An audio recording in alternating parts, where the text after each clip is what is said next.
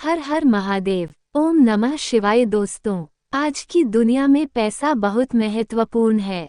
कई बार हमें आर्थिक तंगी के कारण कर्ज लेना पड़ता है और फिर बड़ी समस्या तब आती है जब हमें कर्ज चुकाना होता है। कई बार तो ये कर्ज जीवन से उतरने का नाम ही नहीं लेता है। यदि हमने घर, कार या किसी अन्य उद्देश्य के लिए ऋण लिया है और हमें इसे चुकाने में अधिक कठिनाई हो रही है, तो धन प्राप्त करने के हमारे सभी विकल्प बंद हो गए हैं। हम सभी से उधार लेते रहे हैं और अगर हम बहुत कोशिश भी करें तो भी कर्ज कम नहीं हो सकता है। अगर हम इस जन्म में ऋण नहीं चुका सकते हैं तो हमें इसे किसी और जन्म में चुकाना होगा।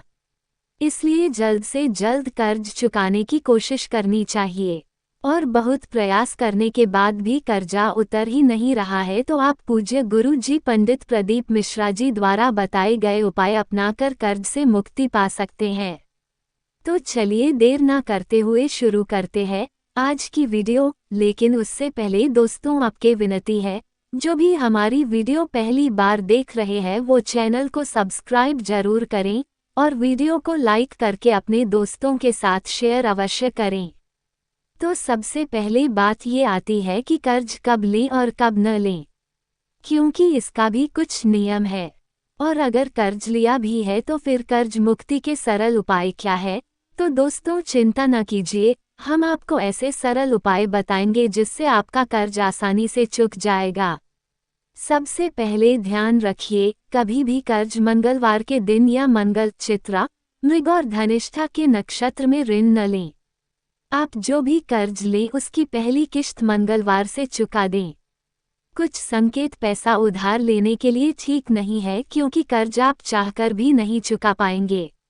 यदि आप वृष, सिंह, वृश्चिक और कुंभ राशियों में धन उधार लेते हैं तो मुमकिन है कि आप चाहकर भी उसे चुका ना पाएं। लेकिन यदि आप मेष, कर्क, तुला और मकर राशि में पैसा उधार लेते हैं तो ज़्यादातर मामलों में कर्ज चुका दिया जाएगा। बुधवार के दिन कभी भी किसी को पैसा उधार न दें, नहीं तो वे आपको चुकाने में सक्षम नहीं हो सकते हैं और आपका पैसा डूब सकता है। शास्त्रों में मंगलवार और बुधवार को कर्ज के लेन देन के लिए निषेध किया है, क्योंकि ऋण लेने वाले के लिए अपने जीवन काल में ऋण चुकाना बहुत मुश्किल होता है। मंगलवार के दिन किसी शिव मंदिर में जाकर शिवलिंग पर ओम ऋमुक्तेश्वर महादेवाय नमः मंत्र का जाप करते हुए मसूर दाल चढ़ाएं। तो ध्यान से सुनिए, ये है कर्ज की मुक्ति के लिए सरल उपाय। कर्ज चुकाने के कुछ उपाय शास्त्रों में बताए गए हैं। इन उपायों को करने से आपको जल्दी और सफलतापूर्वक ऋण चुकाने में मदद मिलेगी।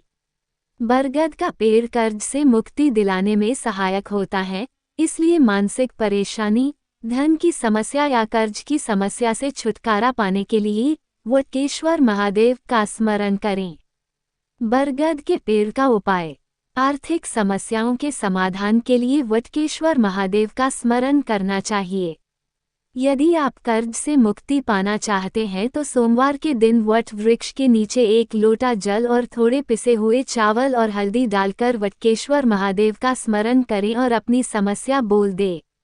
आपको 2 या 3 सोमवार करना है। 3 सोमवार के बाद आपको वट के वृक्ष की एक जड़ लेकर आनी है। इस जड़ को अपने पास 2 या 3 महीनों तक रखना है। ऐसा करने से आपको मानसिक परेशानी, आर्थिक परेशानी और कर्ज की समस्या से निजात मिलेगी। शमी के पत्ते का उपाय। यदि आपके ऊपर बहुत कर्जा हो गया हो तो श्रावण के महीने की 10वीं तिथि को शमी के 11, 21 या 51 पत्ते लेकर शहद में डुबाकर शंकर भगवान के शिवलिंग का श्रृंगार करो। लिंग पुराण कहती है कि जब हम शमी के पत्ते को शहद में डुबाकर शिवलिंग का श्रृंगार करते हैं तो शंकर भगवान हमें कर्ज से मुक्ति दिलाते हैं। हनुमान जी का उपाय। मंगलवार और शनिवार के दिन हनुमान जी को आज्ञा देने के लिए उन्हें तेल और पीला सिंदूर लगाना चाहिए और हनुमान चालीसा पाठ करना चाहिए। यह उपाय करने से ऋण संबंधी परेशानियां दूर होती हैं और मन भी शांत रहता है। शिवरात्रि पर उपाय। पूरे साल में 12 मासिक शिवरात्रि आती है, तो इनमें से किसी भी शिवरात्रि पर आप ये उपाय कर सकते हैं। तो जो लोग अपने कर्जे की समस्या से बहुत ज्यादा परेशान है। पंडित प्रदीप मिश्रा जी कहते हैं कि इस दिन आप लोगों को यह एक छोटा सा उपाय करना है। पूज्य गुरु जी कहते हैं कि जिस भी व्यक्ति के जीवन में कर्ज बहुत ज्यादा बढ़ गया है, वह लाल रंग के रुमाल का उपयोग किया करें। इन्हीं के साथ वह अपने भोजन में थोड़ा सा गुड़ उपयोग किया करें। इसी के साथ पूज्य गुरु जी कहते हैं कि कर्ज के लिए 2 दिन बहुत ही विशेष माने जाते हैं, एक मंगलवार और दूसरा शनिवार। इसलिए अगर आप कर्जे से बहुत ज्यादा परेशान चल रहे हैं तो आपको इन दोनों दिन यानी मंगलवार और शनिवार को जब सुबह स्नान ध्यान पूजा कर ले तो उसके बाद आप मस्त पर हल्का सा चंदन और रोली का टीका जरूर लगाया करें। या इस उपाय के लिए आपको सरसों के तेल और मिट्टी के दिए की जरूरत पड़ेगी, परंतु दिए का ढक्कन जरूर होना चाहिए। यह उपाय आपको शिवरात्रि के दिन शाम को सूर्यास्त के समय करना है, मतलब प्रदोष काल के समय इस उपाय को करना है। अब आपको मिट्टी के दिए में तेल डालना है और ढक्कन बंद कर देना है। अब ये दिया आपको किसी नदी, तालाब या कुआं, जो भी स्थान आपके आसपास हो वहां पहुंच जाना है। वो पहुंचकर आपको सूर्यास्त के बाद नदी, तालाब या कुएं के पास की मिट्टी को थोड़ा सा खोदकर ये दिया गाड़ देना है। शिवरात्रि के दिन किया गया यह उपाय आपके लिए बहुत ही चमत्कारी साबित होगा। पीली सरसों का उपाय। यदि कर्जा बहुत हो गया है और आप उसे चुका नहीं पा रहे हैं तो कार्तिक के महीने में प्रतिदिन आंवले के पेड़ के नीचे 5 घी के दिए, उसमें पीली सरसों डालकर जलाना शुरू कर दीजिए। यह उपाय घर का कोई भी व्यक्ति कर सकता है। आपको दिए के लिए गोल बत्ती का इस्तेमाल करना है। नारियल और काला धागा का उपाय। शनिवार की सुबह जल्दी उठने के बाद आपकी जितनी लंबाई है इतनी लंबाई का काला धागा लेकर एक नारियल पर लपेटना है। शनिवार के दिन उस नारियल को किसी बहती हुई नदी में प्रवाहित कर दें। यह आपको बहते हुए कहना है कि मेरे सारे कर्ज चुक जाएं, मैं कर्ज मुक्त हो जाऊं, ऐसा कहते हुए नारियल को बहा दे। इस उपाय से भी कर्ज से मुक्ति होती है। नारियल और चंदन के तेल का उपाय। एक नारियल पर चंदन के तेल तथा सिंदूर से उस नारियल पर सातिया स्वास्तिक का चिन्ह बनाएं।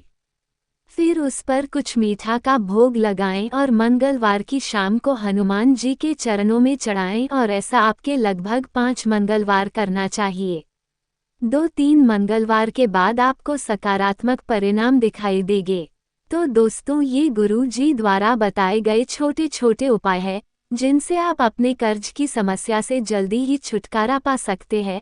परंतु एक बात याद रखिए कि जो भी उपाय आप करें वो पूरी लगन, श्रद्धा और विश्वास के साथ करें। भगवान भोलेनाथ आपकी कर्ज की समस्या को जल्द से जल्द दूर कर देंगे। तो दोस्तों, अगर इस वीडियो में दी गई जानकारी आपको पसंद आई हो तो वीडियो को लाइक करें, कमेंट करें एवं ये जानकारी अपने दोस्तों के साथ शेयर करें ताकि उनको भी इसका लाभ मिल सके। और साथ ही कमेंट में हर हर महादेव लिखना ना भूलें। हर हर महादेव।